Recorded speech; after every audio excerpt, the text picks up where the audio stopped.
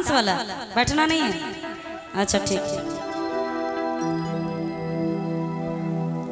भांग पी के गाड़ी मत चलाई हो, मोर ड्राइवर सजनवा। इस भजन को सुने हैं आप लोग? सुने हैं? कितने लोग सुने? एक बार दोनों हाथ उठाइएगा। ये किसने गाया है, किसी को मालूम है? नहीं, ये मैंने गाया है। अच्छा क्या बात है, इस भजन को मैंने ही गाया है, आप लोगों ने YouTube पे सुना है। और एक बार दोनों हाथ खोलिएगा, सारे लोग झूम के नाच के इस भजन में साथ देंगे। ये 1 2 1 2 3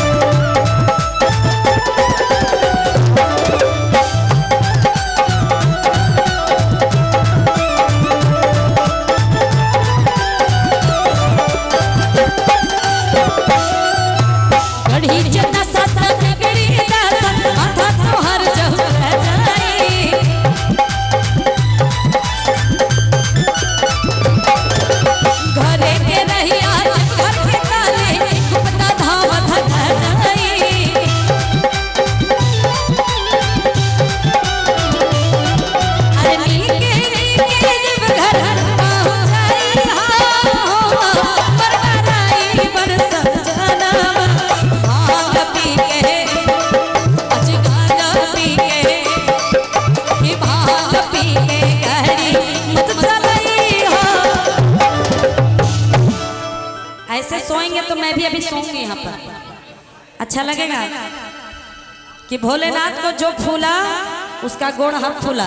इसलिए उठाइए दोनों हाथ पूरा पूरा, खड़े होइए भोलेनाथ के नाम पे, क्योंकि हम लोगों का काम है तरोताजगी दिलाना ताकि आप आगे जा सके। ऐसे मायूस होइएगा तो हमें सोने वाला भजन सुनाएंगे। दोनों हाथ उठा के आप पूरा पूरा एक साथ बाबा भोले के नाम कि हरा हरा। कितने लोग महादेव के सच्चे भक्त हैं?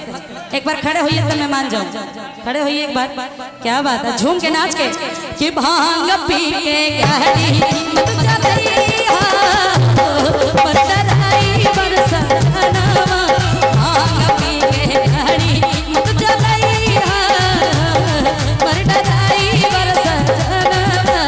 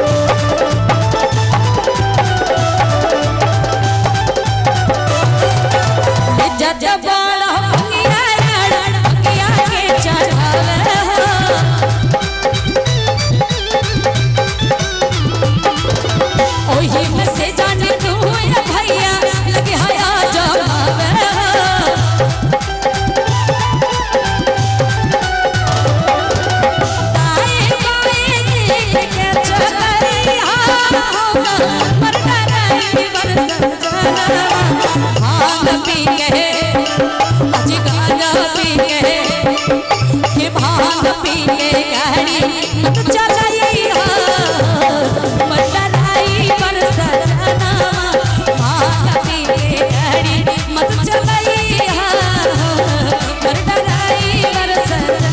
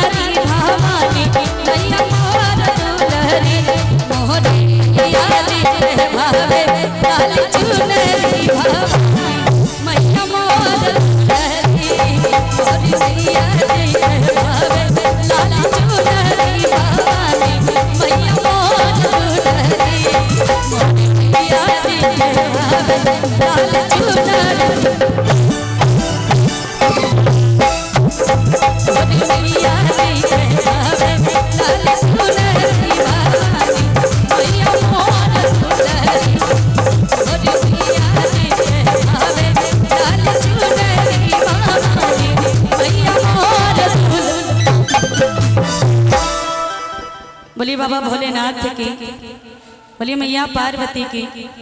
आई एक भजन और मेरे माध्यम